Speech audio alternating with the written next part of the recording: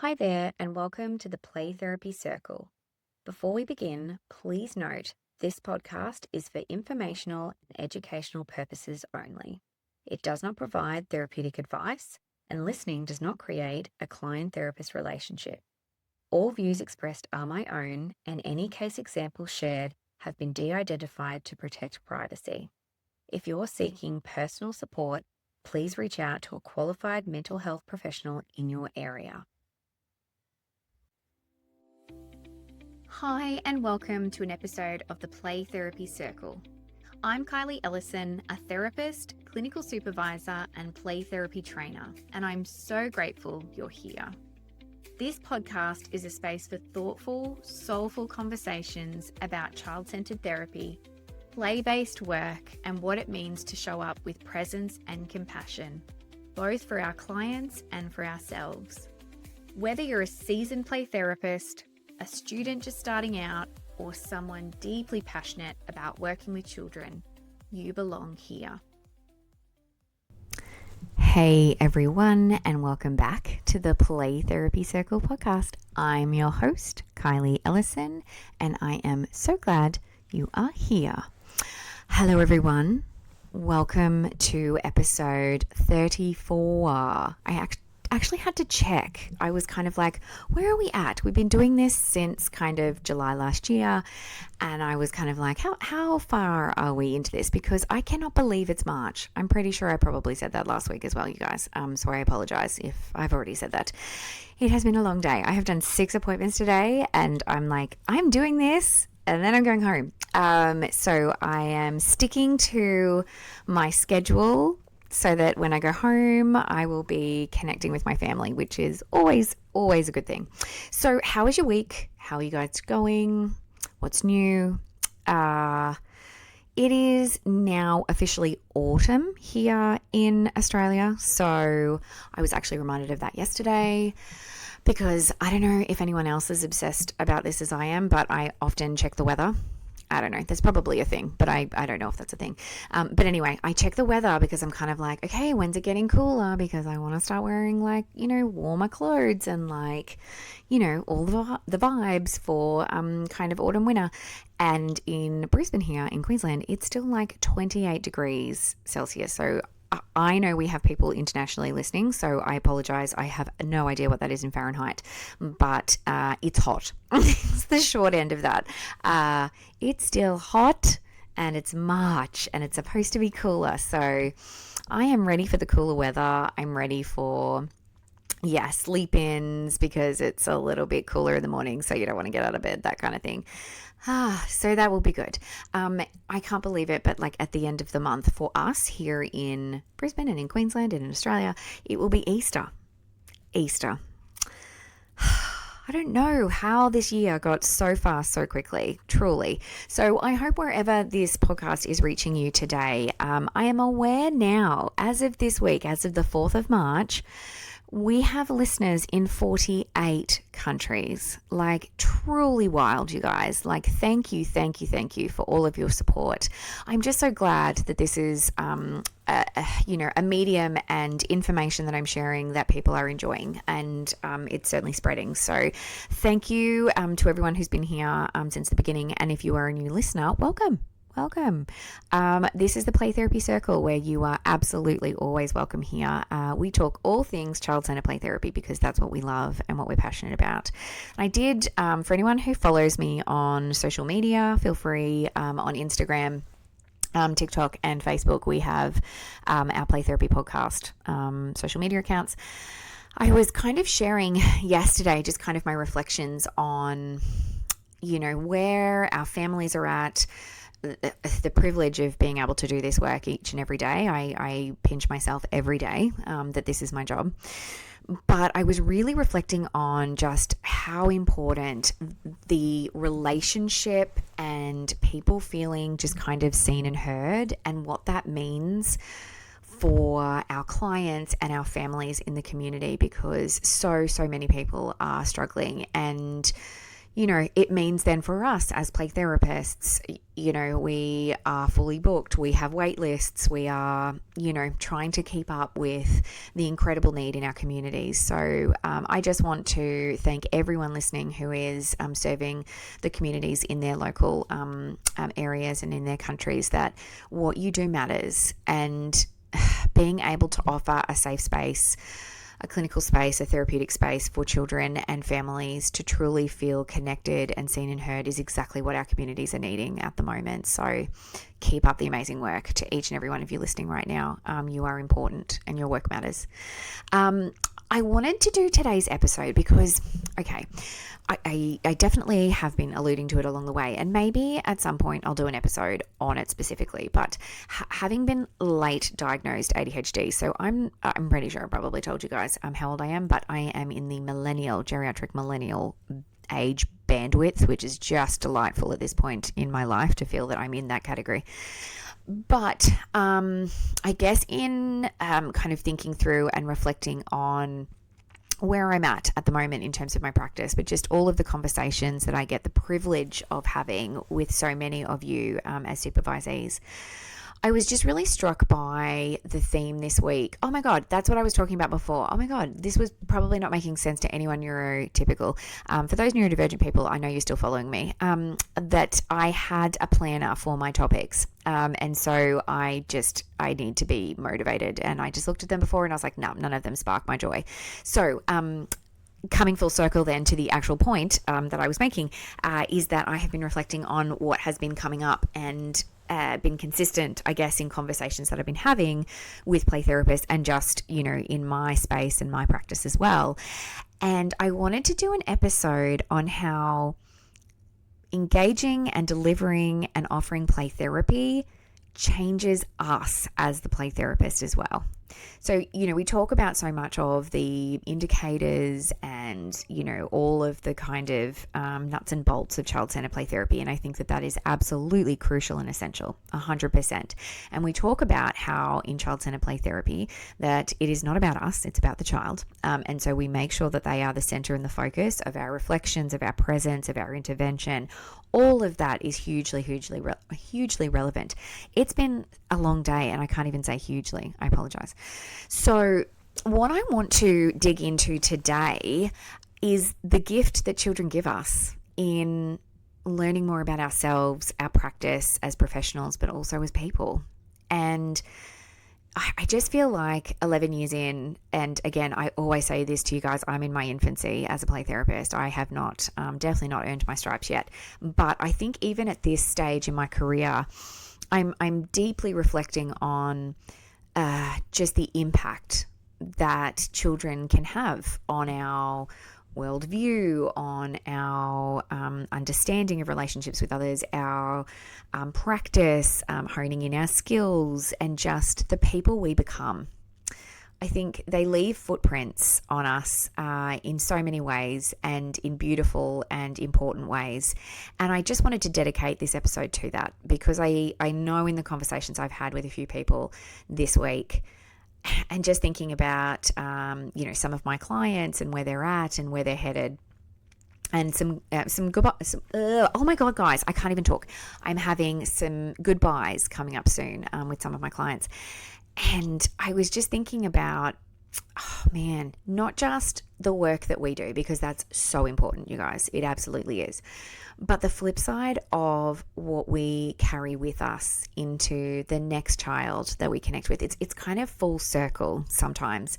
And I have a new client I'm starting with soon, and it's not lost on me that I'm saying goodbye to clients at the same time that I'm welcoming new clients in. And I don't know if this sounds a little bit out there, and for some of you this may not resonate, it may for some, that I do feel like I bring those clients with me in a good way, not in a bad way where I'm kind of carrying baggage. I don't want it to sound like that. This is definitely sounding like somewhat of an unhinged episode, you guys, so I apologize in advance. Bunker down. This is going to be a long episode. But it's really about honoring the time that you get to spend, that sacred privileged time of connecting with the clients that we work with, and the footprint that they leave on us. I can't think of any other analogy right now that just feels so fitting. that we proudly take with us as learnings and growth and understanding and deepening our skills. And it makes us better practitioners. It makes us better play therapists for having served the clients that we see. So I wanted to absolutely pay homage to all of those clients. And I know some people, when I've spoken about this, have said to me, the metaphor of a child being a teacher to them feels not quite right in terms of like that analogy of like them, in an education space teaching us. I don't mean that. I don't mean that at all. I think it's what we learn in terms of that connection and that relationship.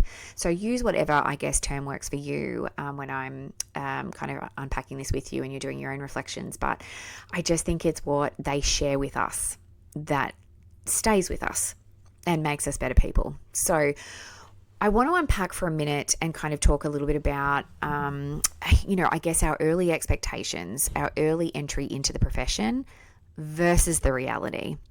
And I think that, I think back to when I began, and I certainly and I still do, so I just want to caveat that by saying very congruently and authentically connected and stayed with the modality of CCPT, and I still do that, absolutely. But I certainly felt a responsibility to make sure that I was doing the right reflections and I was saying the right things and I was delivering the modality exactly to the letter. And I still believe that. I do. I believe that it's so important that we are aligning with the tenets and the Virginia Axel Lines 8 principles, our core beliefs around empathy, congruence, and unconditional positive regard. They live regardless in our practice as CCPT practitioners. But I think there's an extra element there that's worth acknowledging. And certainly around in the beginning, we have those early trainings that we engage in to become play therapists, where we learn the models, we learn the theories, we learn the techniques, we learn the stages, we learn the themes, all of that. And in the beginning, I know this isn't uncommon, so I know some of you out there listening will feel this as well, but in the beginning, we really feel like we need to stick to the therapy correctly. We need to do it correctly because that's how we've been taught. And it's 100% important, 100%. I think that we can certainly, when we are feeling a little bit anxious or feeling a little bit like we are still building our skills and really trying to get it right, that we can feel a lot of internal pressure. And this is definitely something that I see in connecting with supervisees early in their career, is understanding the meaning of play. We can feel that internal pressure that we need to get that right. We need to respond right. We need to get the meaning right. And we need to absolutely support them effectively to reach their therapeutic goals. Like, this is kind of the internal workings within beginning play therapists. What is the reality though? And I always say this, I say this kind of tongue in cheek, and I genuinely mean it in totally a respectful way. But you are not going to have a 3-year-old that's going to walk into the playroom and say, if you could just really try to start your reflections with you or you are, so that you're putting me in the lead, I'd really appreciate that with your tracking responses. Do you want to have another go? Like, that doesn't happen in the playroom. The children don't actually go and do child-centered play therapy training, just as a heads up. This is an unhinged episode. Unhinged. You were warned. There was a disclaimer. So they are not going to correct your language. I think that there is definitely a strong commitment to making sure that we're using the appropriate language. I 100% endorse that. But what I've learned over time in the reality of child-centered play therapy is it's far less, this is going to sound controversial. Again, guys, unhinged episode. Play therapy is far less about technique than maybe we originally think it is. I think it's a philosophy for life. I go a lot more broadly with this to kind of understand this practice, but also then be able to apply it. I always say, when I'm kind of sharing and teaching in this space, that you'll never look at play the same way, and you'll never talk to a child the same way again. And I mean that everywhere. I mean that at, the local convenience store. I mean that at the movies. I mean that in the park. I mean that at the theme parks. Like, anywhere that you connect with a child-centered play therapy lives, because that language never leaves you, and it becomes innately part of your world and part of your language every day. So I think it's absolutely a view on life and a philosophy for life. So where you go into training to learn a modality or learn a set of skills and you come out the other side with a new viewpoint of life, like that's huge. Huge, you guys. So then we go into the playroom and we start doing it and we realize that human experience is absolutely about those core values of CCPT. But it's so much about the relationship. It's about that connection. And what do we learn when we connect with a child? That they'll respond much more to who we are than what we do. Let me say that again. Children respond much more to who we are than what we do. And I always say this for teenagers and I say this for kids as well, that children, why I absolutely adore working with them and could never do therapeutic intervention long-term with adults, is that they don't have a filter. And I think it's also because I'm neurodivergent that responds really well for me. But they also cut to the chase a lot of the time, and so they will also work out quickly. If you are somebody who is trying to pull the wool over their eyes, I feel like that might be an Australian term, trying to deceive them, trying to be someone that you're not, they will see through that so fast. So the invitation then for those of you listening who are beginning play therapists is to consider that who you are is actually as important, if not more important, than getting that tracking statement right. I absolutely don't want to diminish CCPT because it is what I live and breathe, and it's important that we do that and we stay to the modality. But I want to give that permission because Carl Rogers talks about that in his literature, right, and his writings around permissiveness in the playroom. And that's a whole other topic for a whole other day. But that really leans into this idea of trusting the child, trusting us, trusting the process. I can say that for days. I feel like that is my core values of CCPT. But I want to add to that, trusting the authenticity and the congruence in the room as being the catalyst for change. Probably need to trademark that. I'm just kidding. I just made that up. I didn't make that up. I'm actually talking from the heart. I think it's really about when you get to that point in your practice, and you may be at that point where you're kind of like, oh my gosh, I'm just doing the same thing every week and I don't feel like I'm making any change. Definitely get clinical supervision because it's most likely that you are making change. You just need some, external perspective to see that. But otherwise, it could actually be, and I've said this to a few people this week, so if I've said this to you, shout out. I won't out you. But it may be that you are staying in your cognitive conscious brain and not connecting with the emotional content in the room. Like I said, you guys, unhinged. Please don't come with a negative comments section after this because I'm like handing out the truths today. I'm in a very unusual mood. But it is actually really true, all jokes aside. I want to give you that permission that Carl Rogers talks about, permissiveness in the playroom, but I want to give that permission to you as a play therapist to turn your thinking hat off and put your feeling hat on. Because I actually think when we do that, that takes so much courage and vulnerability. And you can bet if you've got some of your own stuff under the surface, that's going to come up for you too. So making sure you're getting personal therapy and you're supporting yourself outside of the playroom, right? So we keep ourselves connected with the child. But that really does ask us to get outside of our comfort zone, to move away from focusing on the reflections and making sure we're getting it right and making sure we're staying to the modality. And actually, what am I feeling? What am I connecting with emotionally here? Because that's it, you guys. That is the core of what we do every day in the playroom. I was only sharing this today, so this is like so top of mind for me when I was talking to someone about this today, about ultimately for many of our children when they're playing out, I don't know, anything in the playroom, whether it's bullying, maladaptive kind of relationships or attachments with others, some kind of trauma, whatever it is, ultimately at the end of the day, there is nothing we can say or any strategy we can give that's going to fix it or make it better. What we do that is so unique and so powerful in this space is we can sit with that child and truly validate, I see you, I hear you, I understand, I care, as Gary Landreth would say, and sit in that moment of healing and connection and bilateral kind of feedback, unconsciously, non-verbally, between ourselves and the child, that no words can touch.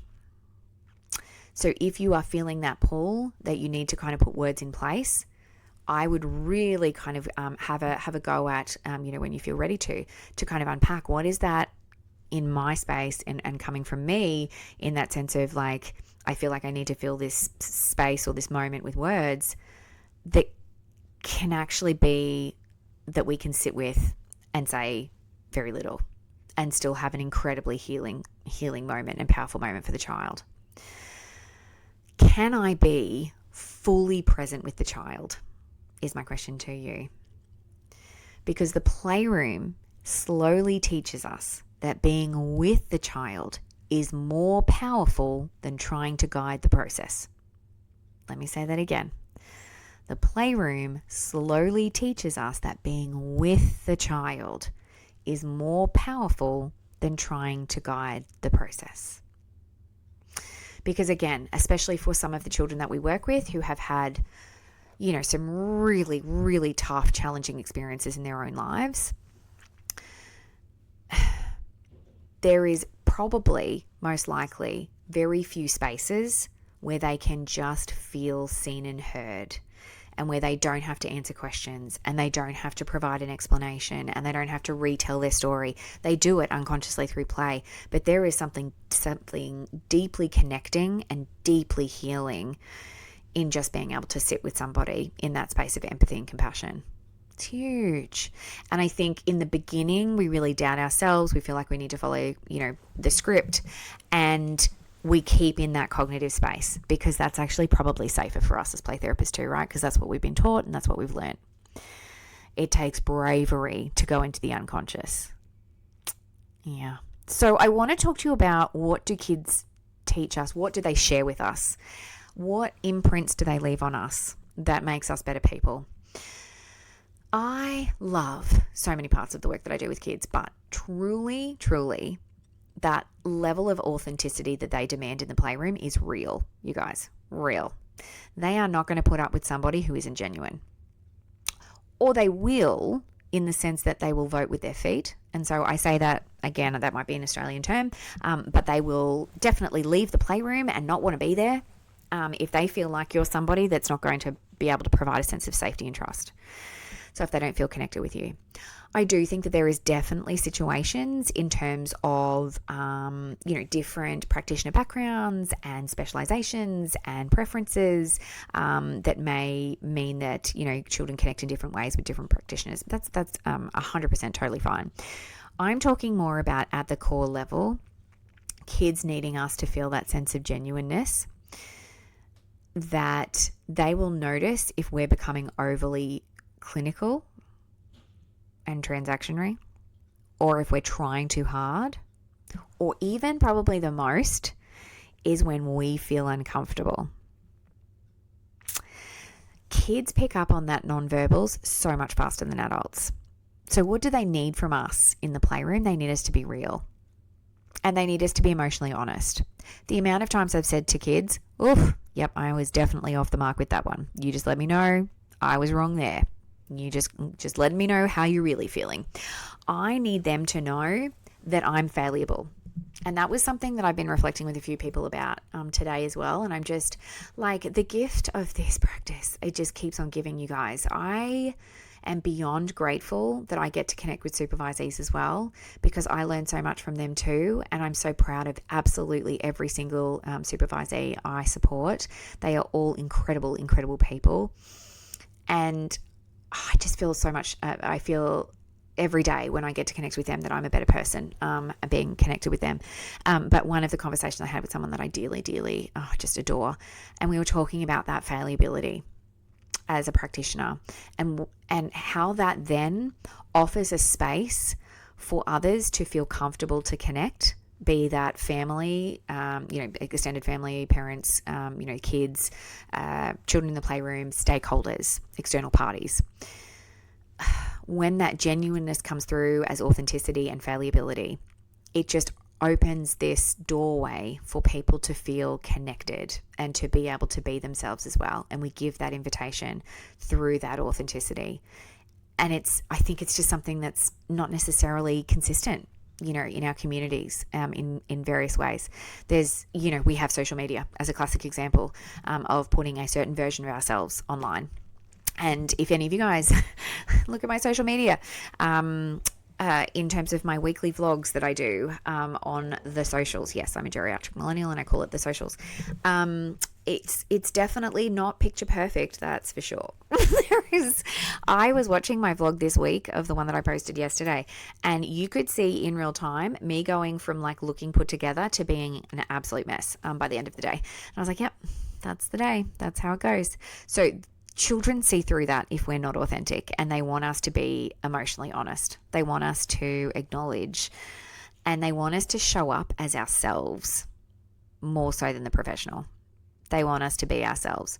That's not to say, though, that we compromise our modality or compromise our professional boundaries or anything like that. I don't think that that's needed to kind of connect in this space in the way I'm talking.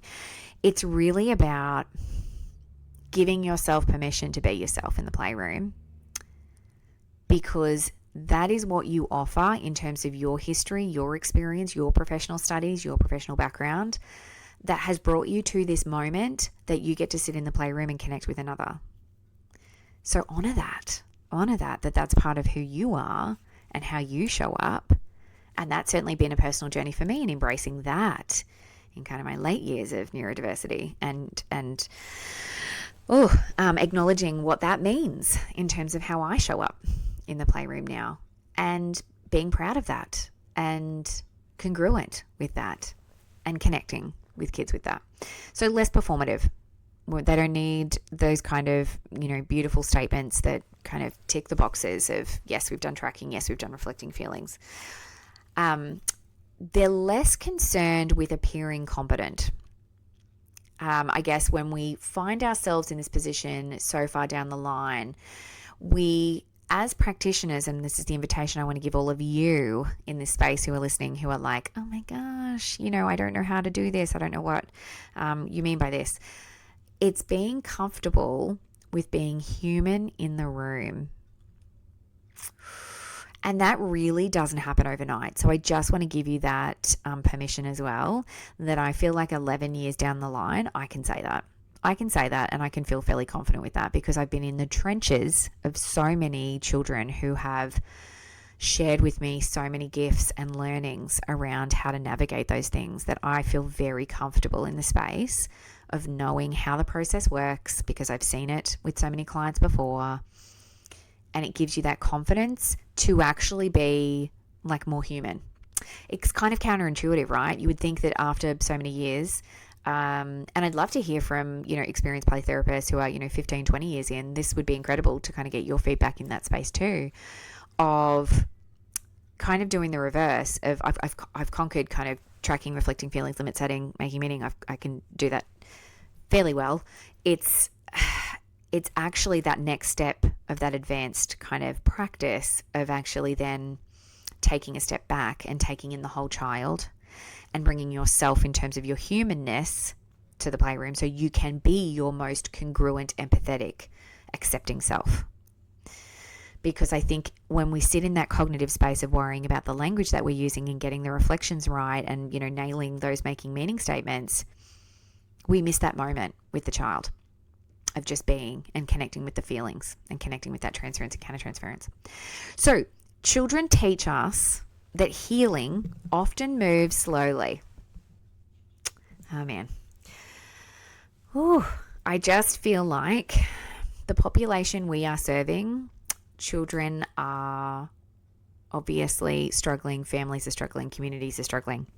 It is absolutely unrealistic for us and any stakeholder to expect that a child would be able to beautifully kind of move through the stages as we learned in our training. It absolutely is nonlinear, and that's the reality of it. The reality versus, I guess, kind of that beginning days. So In the playroom, we see lots of repetitious themes, play themes for, weeks and weeks and weeks at a time, right? Long periods where that change seems non-existent. Doesn't seem like it's happening, doesn't seem like it's moving. And they keep going back sometimes to that same play sequence or that same story or those same resources. So that can feel really frustrating and really stagnant, and that is where I think the imposter syndrome creeps in, that doubt about the modality, the doubt about our skills, the doubt about ourselves. Can I reframe it to anyone who's feeling like that? Like, I hope that this is reaching somebody right now who was like, oh my God, I just feel like it's Groundhog Day. I just feel like it's the same session every week in the playroom and I'm making no difference. Let's reframe it a little bit. What could that be instead? If you're feeling like it's repetitive themes, it's repetitive play, there's long periods where there's not a lot of change. What this could be, though, strategically, that the child unconsciously is doing, they can't put words to that, but they're doing it, is building safety. They're trying to build trust, and that trust is forming through that repetition, and that they are actually processing their experience. It's just not necessarily in the way that we would necessarily think it is, because it's their journey and their world and their experience. So that repetition and that constant kind of content and themes and, resources and play sequences over many sessions where you're feeling really stuck is actually safety building. It's actually trust forming, and it's actually part of their experience of processing what's happened to them. So in that way, we need to take the pressure off ourselves, and we need to advocate for the child and their therapy journey process and what that looks like. And through all of this, everything that I've described, what do we learn as play therapists? You guys are going to hate me saying this. Trust the process.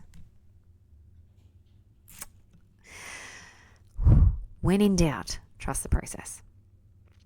We have to learn, even when it creeps in. And I do find myself sometimes having these moments. And the quickest antidote for me is when I'm feeling kind of a bit like, oh, this feels like Groundhog Day, is I immediately go, oof, okay, thinking brain offline, cognitive brain offline. I'm turning it off and I'm just listening to how it feels in the room. And that immediately gives me the information that I need around what's happening for the child.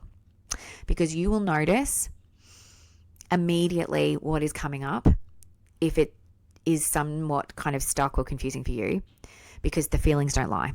That transference doesn't lie. It's all where that information unconsciously sits and is just so important and brave for us to connect with. But children teach us about, and we learn from children to trust the process, tolerate uncertainty, and allow them to move through it at their pace, right? That takes a lot. And so what does that mean when I'm talking about that? I'm talking about emotional courage. So one of the most powerful parts of this work is that we get to witness children expressing emotions many adults have learnt to hide. Whoa. Let me say that again. One of the most powerful things play therapists witness is children expressing emotions most adults have learnt to hide. So what do they show us? They show us deep sadness, deep grief and loss. They can show us really intensive anger and frustration. They can show us incredible amounts of fear. And I think the biggest one that we see time and time again is when we strip away all of the behaviors, at its absolute core, children are seeking connection. They actually really, really want it. And it looks like maladaptive, challenging behaviors, but at their core, they just want to be loved and they just want to be connected. So when we as play therapists sit with these emotions, sometimes really, really deep stuff, really hard stuff, children teach us that emotions are not something to fix. Oh my gosh, this is why I do what I do.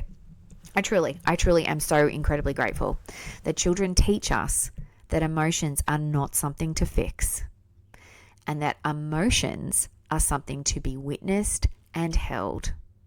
I literally want this to be the message that I send out into the masses. If you take nothing else away, truly, truly, truly, I am so passionate about this. Please kind of have a bit of a reflective moment to consider where this sits for you in your practice. And is this something that you're able to kind of show up and accept and embrace, or is there resistance for you around this? And so then that is your journey of reflection, obviously in that space, and everyone is on their own journey, right? Children are, we are, families are, stakeholders are. So absolutely no judgment here. We are connected, all of us here in the Play Therapy Circle. But I want to share that wisdom. I'm going to read it out again because it's so, so important. We learn from children that emotions are not something to fix and that there's something to be witnessed and held. So over time, we as play therapists grow in our ability to tolerate strong feelings, to stay present with distress, knowing that this is a season, this is a part of their work, this is about emotional expression. I don't need to fix this. I don't need to do an incredible reflection that's going to develop this incredible insight and they're going to move through the stages of play. I tolerate that. I understand that. I can still stay present and allow those emotions to exist without rushing to resolve them. This is so deep, you guys. This is so deep. I hope this is connecting for some of you because I feel like it really is such an important topic. For any of you kind of doubting the process, struggling to trust yourselves or trust the journey, that there is so much here that is so important to consider and bring into practice that might just be that helping hand that you need. So what does that internal growth of the therapist look like for us? It's that greater emotional capacity to sit with grief, trauma, anger, fear, like our ability to be able to hold emotional complexities. And that really does, like I'm struck by, oh gosh, just so many client examples. I don't have one in particular to offer, but I think it's really in sitting in those moments when clients truly become the most vulnerable and tell you about them and their world and what they've been through. There is nothing more sacred than that. And so it calls on us as play therapists to be able to hold that emotional vulnerability and complexity and be able to kind of go through that with the child in a way that helps them to feel supported. That's really hard. That takes so much bravery and so much vulnerability from us as play therapists as well, to be able to serve the kids in our playroom in that way. It really requires us, what do we learn? It requires us to comfort with not knowing. Let me explain. So early in the piece, many play therapists want to understand the play. They want to interpret the symbolism, a symbolic meaning in the playroom. They want to know what the child needs. They want to kind of get to that point where we've got like an absolute understanding of the themes and the meaning so we can get to that point of helping to shift that child and move them to mastery. But the playroom teaches us we do not always need to know. We do not always need to know because this is the child's journey and the child's experience, and that it can actually be more therapeutic and the most therapeutic when we observe, reflect, and remain present. We observe, we reflect, and we remain present.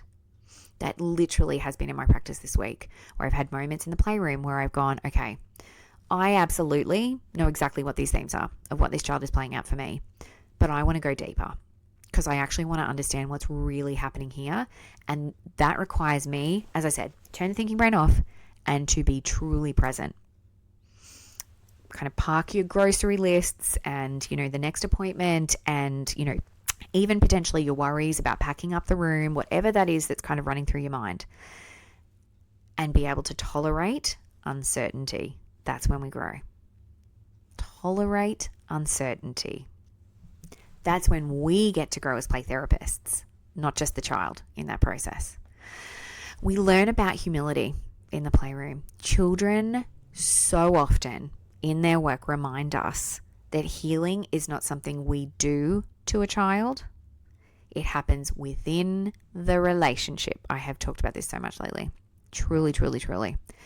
We get to witness in the playroom, we get to be a companion, and we get to be a safe presence that a child may never have experienced anywhere else in their life or in any other place outside of the playroom.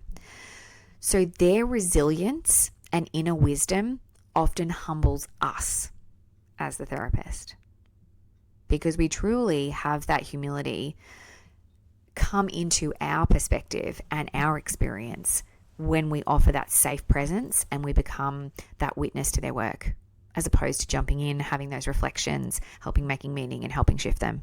The healing isn't in what we do with the child, or do to the child, I should say, but within the relationship. Oh, so many feels, you guys. So many feels. I want to frame this by saying the playroom is not one way.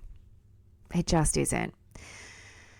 In child-centered play therapy, it is absolutely the child's journey, the child's experience, and they're held at the center of everything that we do. But it's also a shared relational space, because we help the child explore their inner world and we deepen our capacity to hold that world. Oh my God, you guys. All of the feels, you guys. They leave, as I started the conversation saying, they leave an imprint on us. They help us to be able to, for the future children that walk into our playroom, hold that world for the next child that we see. So many therapists can remember a child who changed their world, or changed their understanding of grief, their understanding of patience, or taught them patience. I often say that the kids that I don't necessarily connect with initially are 100,000% my favorite clients by the end. And I don't have favorite clients, I'm not saying that. But they are the ones that I look back fondly on. I look fondly on all of my clients, right? I'm positive about them all. But when we're talking about those challenging experiences where it's been tough or difficult for us to connect with the child, and we haven't necessarily gelled from the beginning, they're the best clients. They're the best clients, you guys, because you learn so much about expanding your window of tolerance, expanding your skills and understanding, expanding your capacity to hold their world for them when you have that challenge and that space to do so. So children quietly become part of our professional and personal stories. They really do. And we literally carry them and take them along, metaphorically, of course, into the next client and beyond, and the playroom for the years to come. It is definitely why I certainly feel that our playrooms are just such, I keep using the word sacred. I need another word, like a thesaurus for it, you guys. It's just such a privileged space, and it's a special space. It's a sacred space. It's a unique space, but it's a very important space. Because we hold so much. This is why I'm sitting in my playroom today and doing this podcast episode on the floor in my playroom, because it is the best way that I ground myself as a play therapist to kind of go, oh, this is it. This is like, these are the moments, these are the experiences, these are the connections that are imprinted in this room. They're imprinted in my relationship with the clients. They're imprinted in my practice, and I carry them with me in my career. And how bloody amazing is that? And I'm so grateful. So, so grateful. So I hope this episode has kind of planted some seeds, because I am person-centered to my core. So I offer this to you for your own reflections and nothing more. It is really connect with what works for you and drop what doesn't, is certainly my philosophy to life. So which children, I want to pose this question to you in kind of concluding here. Which children have shaped you as a therapist? And what have you learned about yourself through the playroom? Oh, you guys, a really important episode. I am so grateful that you guys have stuck around and you're still here. It's 42 minutes. My podcasts are no longer going for 30 minutes, you guys. I always go over time. I apologize. No, I don't. This was an incredible episode, and I am just so grateful to each and every one of you and your support. So many people are connecting with our podcast and our episodes. And, you know, that intention for me in sending out that message, I hope that this reaches somebody today that just needed to hear this, words of encouragement and support, because all of you are doing amazing and you've got this. You've got this. And how much better people we are each and every day for connecting with these kids in the playroom. It's an absolute joy and a privilege. Thank you so much for being here. Follow us on social media, as I always say, at the Play Therapy Circle podcast on Instagram, TikTok, and Facebook. We would love you to follow along, follow our adventures. We have our conference coming up in October, so I can't wait to connect with many of our Play Therapy Circle people and share our passion of child-centered play therapy in October in Brisbane. That'll be great. So check out our website if you want to know more. We will absolutely look after our international listeners. I would love to be able to connect with our international podcast followers. Your support means the world. Please look after yourselves and each other as you go about your week this week. Take care, and I can't tell you what my episode is going to be next week because I'll probably change my mind about 5 minutes before. So next week, new episode. We drop every Friday on Spotify, Apple Podcasts, and wherever you get your good podcast. So please feel free to follow us so you get notified each week and keep following along. Thank you so much. I am so grateful. Please look after yourselves and each other. Go well, and I will see you all again very soon. Bye. Thank you so much for being here for another episode of the Play Therapy Circle. If anything resonated with you today, I'd love it if you could follow the podcast, share it with a colleague, or leave a short review. It really helps others find our circle. And if you have a topic or question you'd love me to explore, I'd love to hear from you. This space is for you, and I want it to feel like a conversation. Until next time, take care of yourself, and remember, you belong here.